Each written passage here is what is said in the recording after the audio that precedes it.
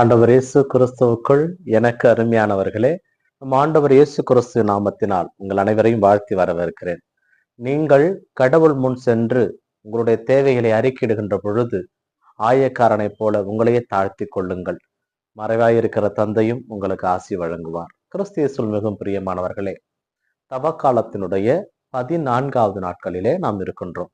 அதாவது 2வது வாரம், தவக்காலத்தினுடைய 2வது வாரம் செவ்வாய்க்கிழமை எல்லாம் என்று இருக்கிறோம். இன்றைய வாசக சிந்தனையாக நமக்கு கொடுக்கப்பட்டிருக்கிறது. முதல் வாசகமாக எசாயாவுடைய புத்தகத்திலிருந்து நமக்கு செய்தியில் கொடுக்கப்பட்டிருக்கிறது. பொதுவாகவே எசாயா இறைவாக்கினர் மக்கள் மீது மிகவும் பற்றன்பாக இருந்தவர். கடவுளுடைய கட்டளைகளையும் நியமங்களையும் அப்படியே மக்களுக்கு கற்பித்தவர். இறைப்பணியிலே இறைவனோடு இணைந்து செயல்பட்டவர். அதனால்தான் இன்றைய வாசகத்திலே முதல் அதிகாரம் இந்த வார்த்தைகள் நாம் படிக்கின்ற பொழுது அவர் நம்மை இறைவனுடைய ஆசிரை பெற வேண்டுமானால் நாம் செய்கின்ற குற்றங்களிலிருந்தும் பாவங்களிலிருந்து நாம் வெளிவர வேண்டும். நாம் ஏழை மக்களுக்காக உதவி செய்ய வேண்டும். கைம்பெண்களுக்காக வாதாட வேண்டும். வறியவருக்கு நாம் குரல் கொடுக்க வேண்டும். வாருங்கள் நாம் வாதாடுவோம் என்று நம்மை அழைக்கிறார். ஏனென்றால் இன்றைய காலகட்டத்திலே ஏழைகள் நசுக்கப்படுகிறார்கள். பணக்காரர்கள் அவர்கள் நசுக்குகிறார்கள். ஏழை செய்தால் சிறிய குற்றம் கூட தேசிய அளவு குற்றமாகிறது. ஆனால் பணக்காரன் தேசிய அளவு குற்றம் செய்தால் கூட சிறிய ஒரு கேஸாகத்தான் இருக்கிறது.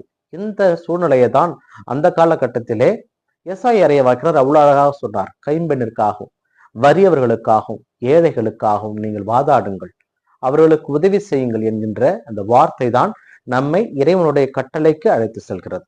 எப்பொழுது நாம் நம்மை விட வலிமை குறைந்தவரோ, நம்மை விட வலிமையில் குறைந்தவரோ, நம்மை விட ஏழையாக காசில்லாமல் உணவில்லாமல் இருக்கிறார்களோ அவர்கள் மீது எப்பொழுது நமக்கு இரக்கம் வருகிறதோ, எப்பொழுது அவர்கள் மீது நமக்கு பாசம் வருகிறதோ அப்பொழுதே நாம் கடவுளுடைய வார்த்தைக்கு கட்டுப்பட்டிருக்கிறோம் என்பதுதான் அர்த்தம். அதனால் இன்றைய வாசகங்கள் நமக்கு அழைப்பு விடுக்கிறன. ஆனால் அடுத்த வார்த்தை தான் நம்மை சிந்திக்க அழைக்கின்றன. இவர்கள் சோதோம் குமாரா மக்கள் போன்றவர்கள். அந்த சோதோம் குமாரா மக்கள் தங்களுடைய பாவங்களை அவர்கள் தெரிந்தும் தொடர்ந்து செய்து கொண்டே இருந்தார்கள். ஆனால் எசாயா இறைவாக்கினர் நமக்கு ஒரு அழைப்பு கொடுக்கிறார். உங்களுடைய பாவங்கள் கரும் சிவப்பாக இருக்கிறது, அவற்றை உறைந்த வெண்பனி போல நான் மாற்றுவேன். இரத்தம் நிறமாக இருக்கிறது, அவற்றை நான் பஞ்சு போல மாற்றுவேன். நீங்கள் என்னுடைய குரலுக்கு செவி கொடுத்து மனம் மாறினீர்கள் என்றால் நாட்டினுடைய நற்கனிகளை உண்பீர்கள். மாறாக மனம் மாறவில்லை என்றால் நீங்கள் திண்ணமாக வாளுக்கு இரையாவீர்கள் என்கின்ற ஒரு எச்சரிக்கை என்ற முதல் வாசகத்தின் வழியாக